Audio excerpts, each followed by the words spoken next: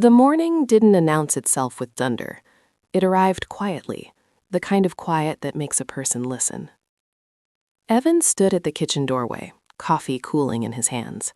He watched his father do something he had never seen before, not once in all his 36 years. Arthur Hale was a man of routines, predictable, solid, unmoving. He woke at the same hour every morning. He read the paper at the same chair. He tied his shoes the same way, slow and precise. And yet this morning, Arthur was standing at the sink, sleeves rolled up, hands shaking slightly. Evan leaned against the doorframe, unsure whether to speak. Something felt fragile in the air. The house was still, the kind of still that carries old memories in its walls. Arthur rinsed a single teacup. He dried it carefully, as if it were glass from another life. Evan frowned. His father never washed dishes. That had always been his mother's role, or so Evan had believed. His mother, Margaret, had passed 3 winters ago.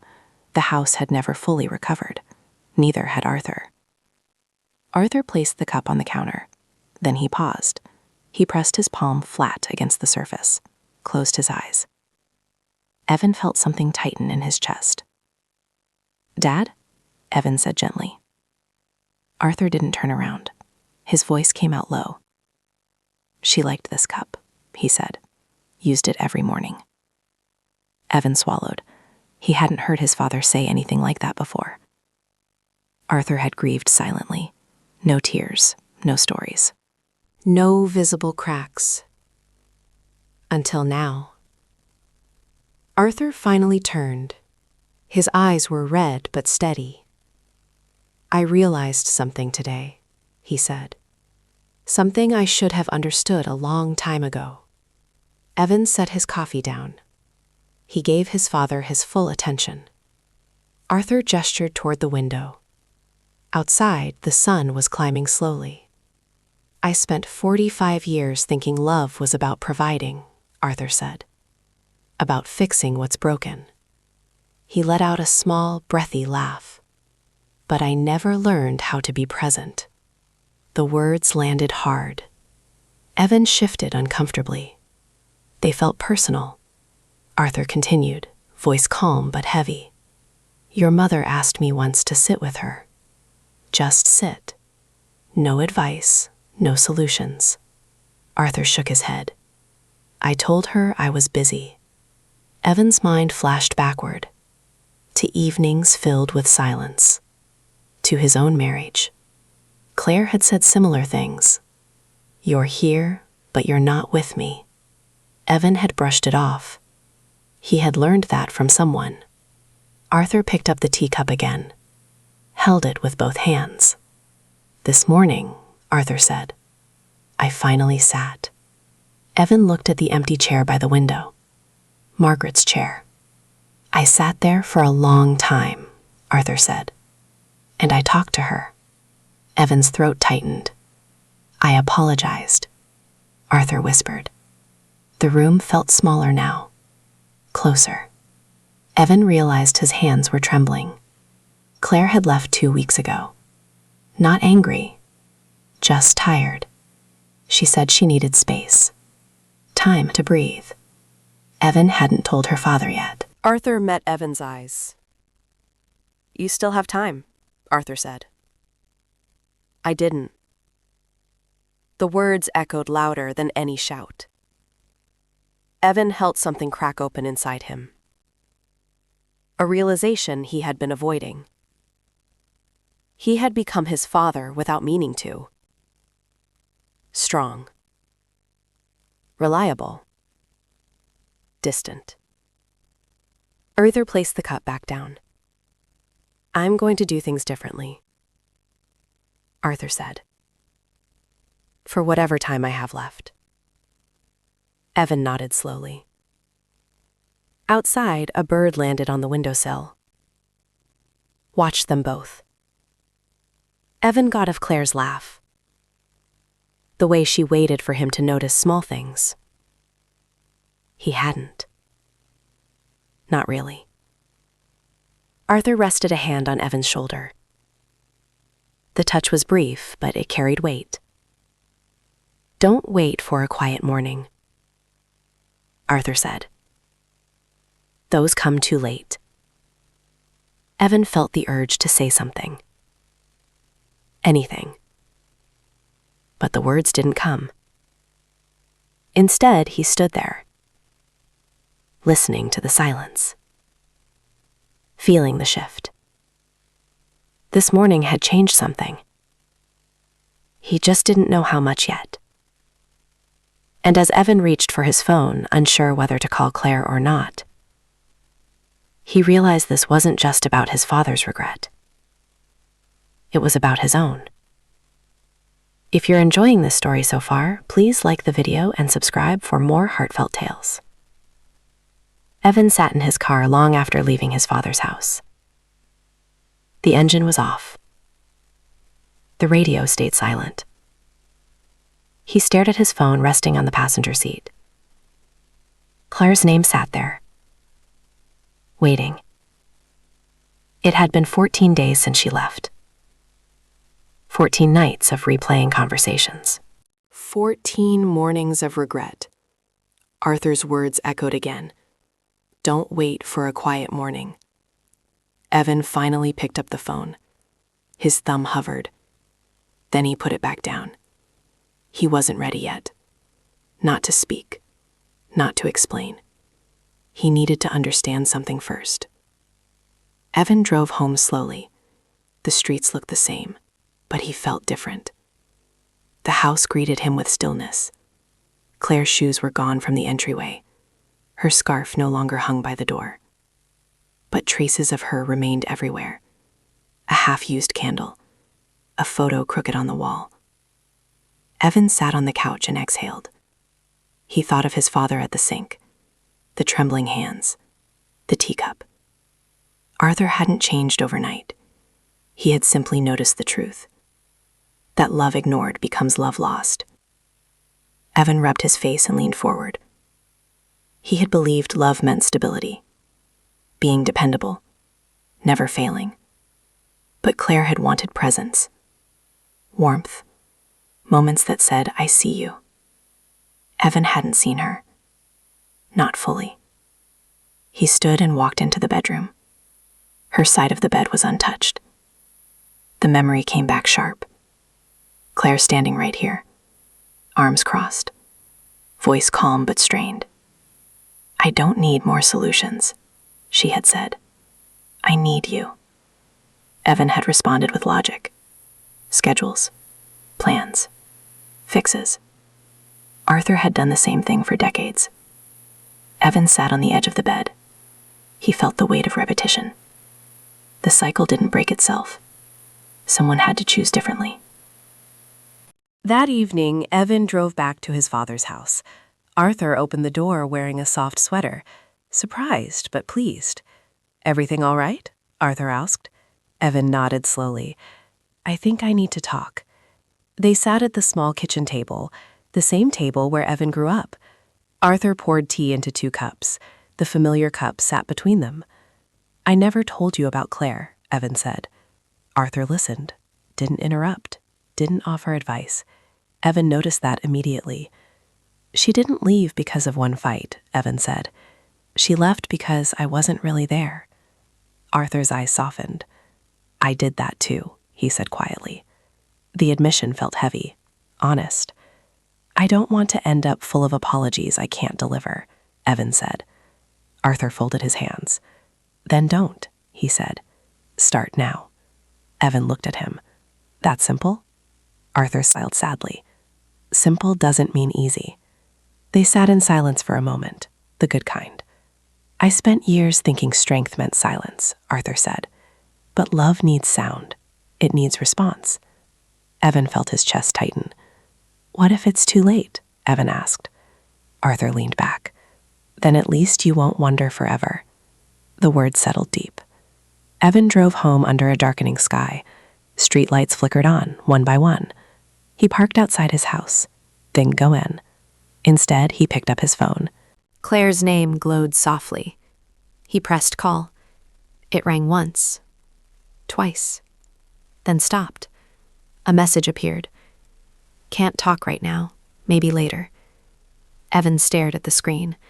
Disappointment rose, but he didn't panic. He typed slowly. I understand. I just wanted to say I'm listening now, whenever you're ready. He didn't add anything else. No explanations, no defenses. Just space. He went inside and slept lightly, dreams filled with half-finished conversations. The next morning, sunlight streamed through the window. His phone buzzed. A message from Claire. I don't know what that means yet, but thank you for saying it. Evan sat up. It wasn't forgiveness. It wasn't rejection. It was something in between. Hope. Evan smiled faintly. He thought of Arthur sitting in that empty chair, finally listening. Maybe change didn't come with grand gestures. Maybe it started with quiet ones. And as Evan typed his reply, choosing each word carefully, he wondered whether this was the beginning of repair, or just the first step toward a truth he wasn't fully ready to face. Evan didn't rush his reply.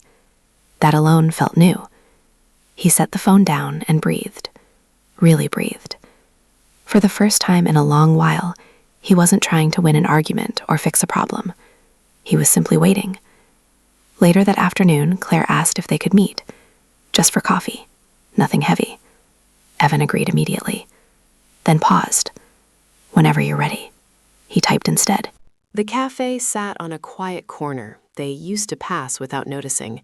Claire chose it on purpose. She was already there when Evan arrived, hands wrapped around a mug, eyes thoughtful. She smiled politely, not warmly, not yet. Evan sat across from her. He resisted the urge to speak first. That was harder than he expected. I'm glad you came, Claire said finally. I'm glad you asked, Evan replied. They sat with their drinks between them, steam rising, unsaid words filling the space. I don't want a speech, Claire said gently. No explanations. Evan nodded. I understand. She studied his face, searching.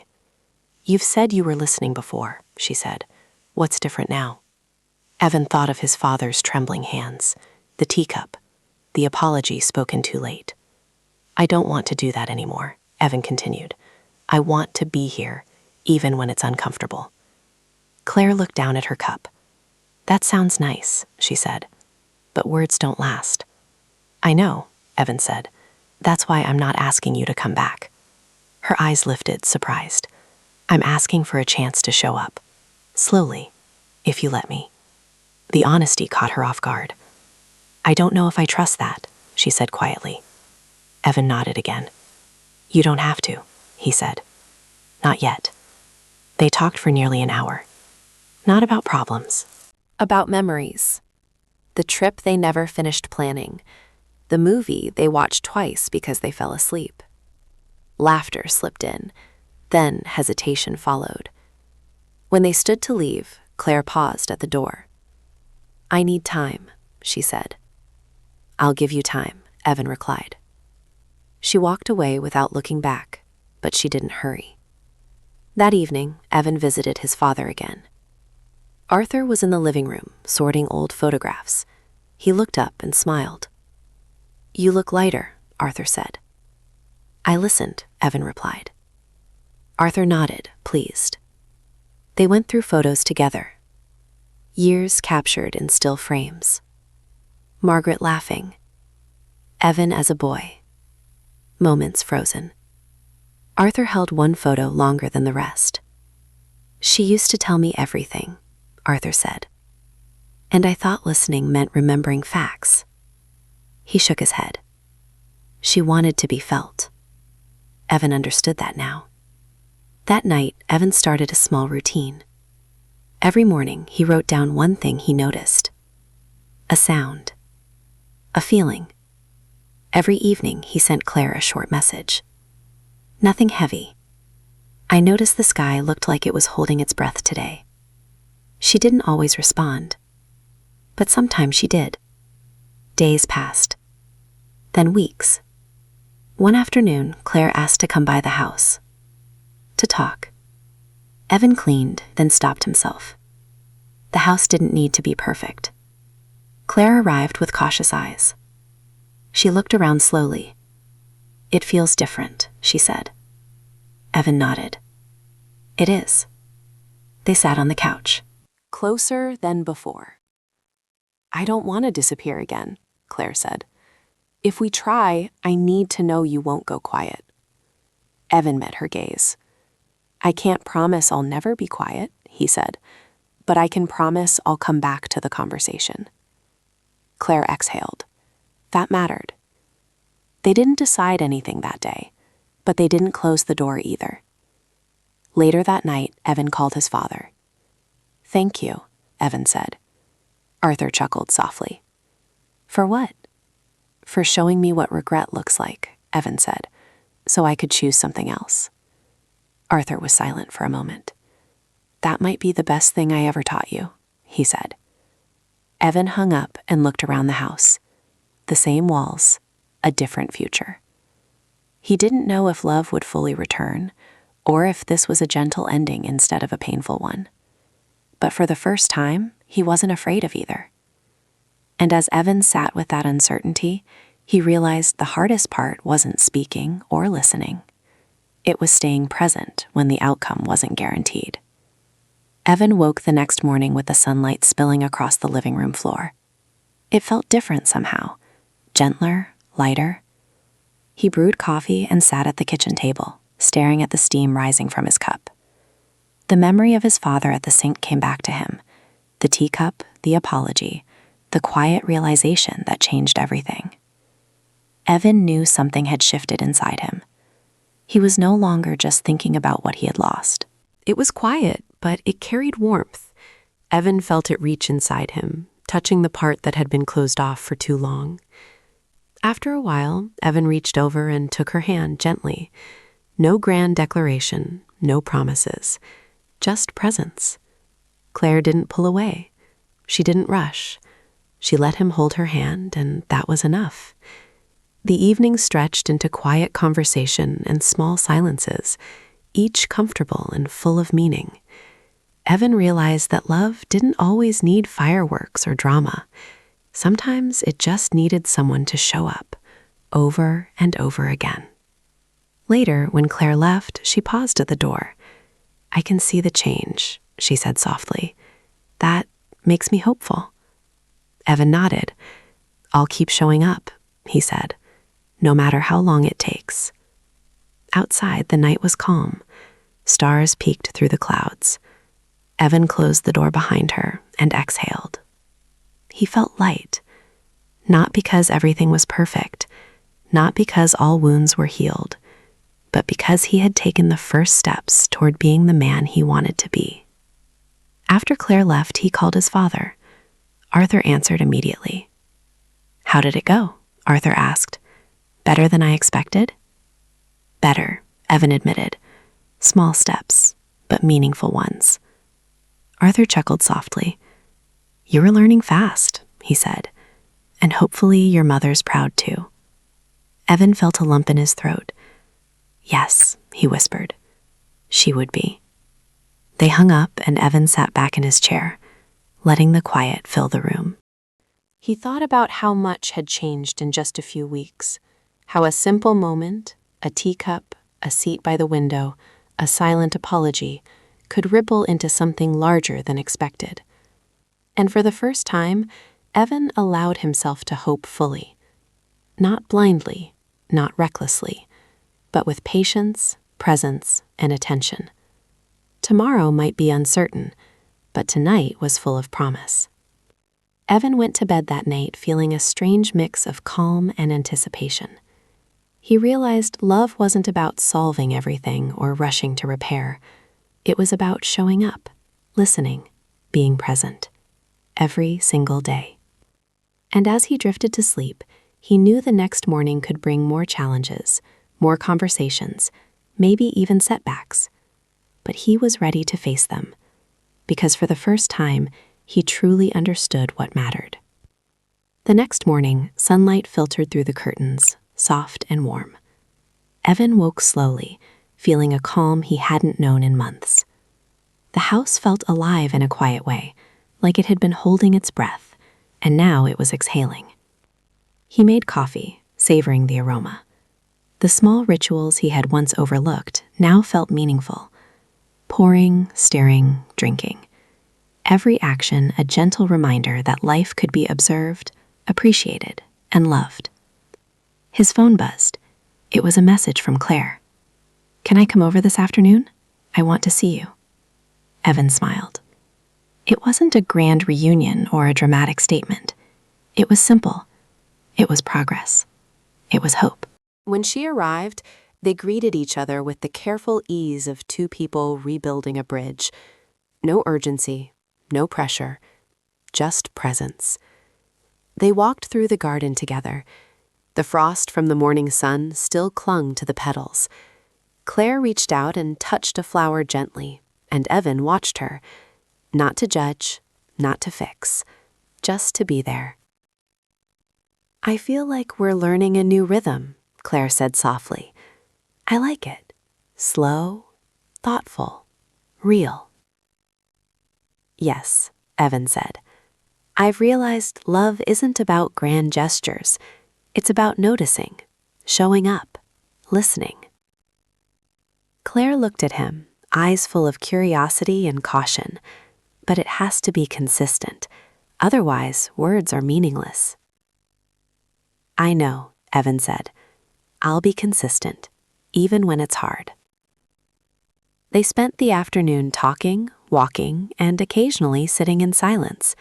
Silence that wasn't uncomfortable. Silence that meant they were truly present with each other. Later, when they returned inside, Evan made tea.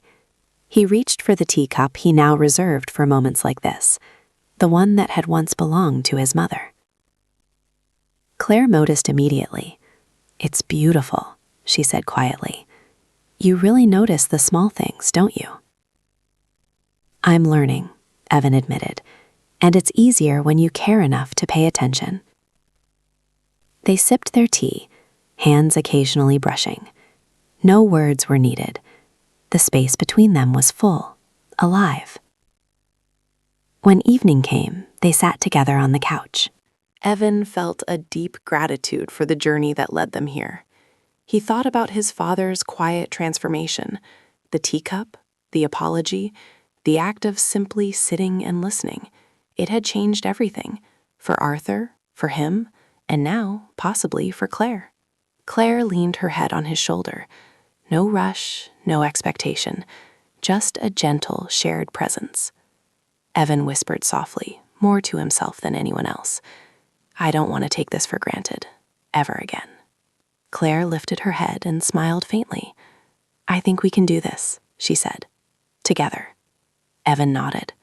Hope and love were fragile, but now they were also real. The next morning, Evan called his father. Arthur answered, and Evan could hear the faint clinking of dishes in the background. "I wanted to tell you," Evan began. "Claire and I were taking the first real steps, slowly but intentionally." Arthur's voice was warm, proud. "That's all anyone can ask for. You've learned what matters. Don't forget it." Evan smiled, feeling a weight lift. He had learned it too. Love, presence, and listening. Simple truths that could transform a life when noticed.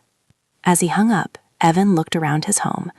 The teacup sat on the counter, a small, fragile reminder that actions, quiet, intentional, honest, could ripple outward. Claire entered the room, her eyes soft, her smile tentative but real. Evan took her hand and held it. Not to fix, not to promise, not to control, just to be. And for the first time in a long time, Evan felt truly alive, present, loved, and ready for whatever the next morning would bring. Because love, he realized, didn't always need perfect endings. It only needed the courage to start again. The teacup waited quietly on the counter, a symbol of the simple truth that had changed everything. And Evan knew, in his heart, that sometimes small gestures are the ones that save a lifetime. The story ended, not with fanfare, but with quiet hope. And in that quiet, Evan felt more certain of love than he ever had before.